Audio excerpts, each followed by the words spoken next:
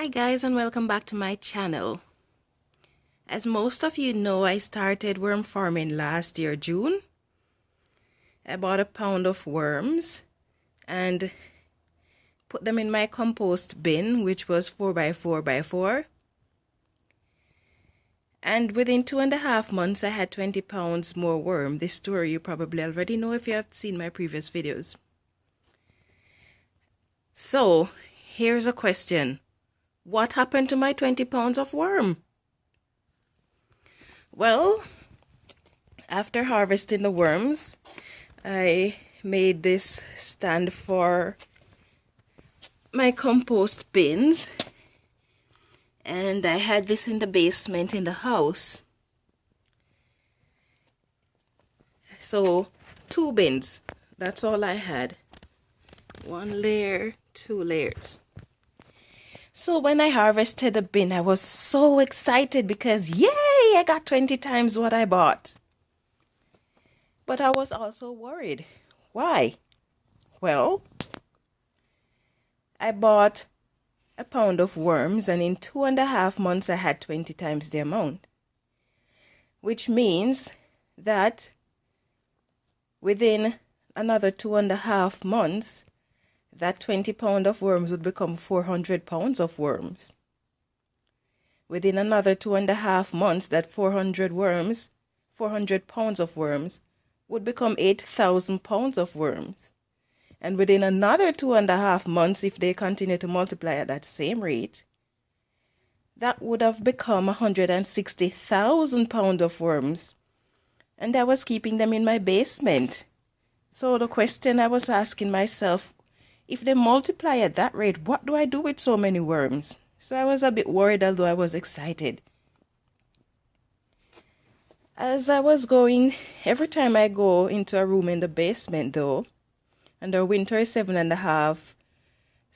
months long, so that's how long the worms had to be inside. But every room that I went into in the basement every day, I noticed that I would see a dead worm or two. Well, I thought, maybe 1 or 2 escaped. Didn't really thought much of it because I wasn't seeing a lot at any one time. But here's what's disappointing. I realized at the end of the winter that I only had 6 pounds of worm remaining. But what happened? I was treating the worms the same way I did when they were outside. They were moist. They had a lot of food. So what happened? I could not figure it out. For months I was there pondering what could have happened. I know they weren't too acidic in there because I keep on using the eggshells and all. I knew the moisture content was good. The basement was warm enough. They had more than enough food to the point where I had to take out some of the food because it was growing fungus on them. But then I finally figured out the answer. Because it's 20 pounds of worm and the surface area of each of these totes is only 2.5 square feet.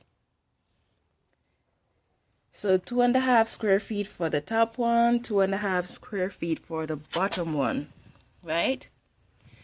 Now, worms need space. So, for 2.5 square feet of surface area, you should have a pound of worm per square feet. So that would be 2.5 pounds of worm. Maximum 2 pounds of worm per square foot of surface area. So the problem was I had too many worms in one bin. So because it's 2 bin, that would mean I'd have an average of about 10 pounds of worm per bin. Imagine having 10 pounds of worm in 2.5 square foot. That's 4 times the amount of worms that should have been in that bin. So the older worms kept crawling out, giving the younger worms a chance to survive. So I lost 14 pounds of worms. I'm so sad. Very disappointing, but I learned my lesson. So guys, as you start your worm bin, make sure you don't make the same mistake as I did, because it's a very sad one. 14 pounds of worms. I felt so sad for those guys. Yes, so that was the problem. Make sure you have 1 pound of worm per square foot of surface area. Some people say you can have up to 2, but I'd stay on the lower side to be safe. Create as many burn bins as you can. If you don't want more worm bins, then you can always share it with friends who are interested in vermiculture. Or you can even sell them. Okay? So that's it. Thank you for watching. I hope you had a wonderful day. And please don't forget to like or subscribe to this video if you enjoyed it. Also share it with your friends. And we'll see you next week. Okay? Bye-bye.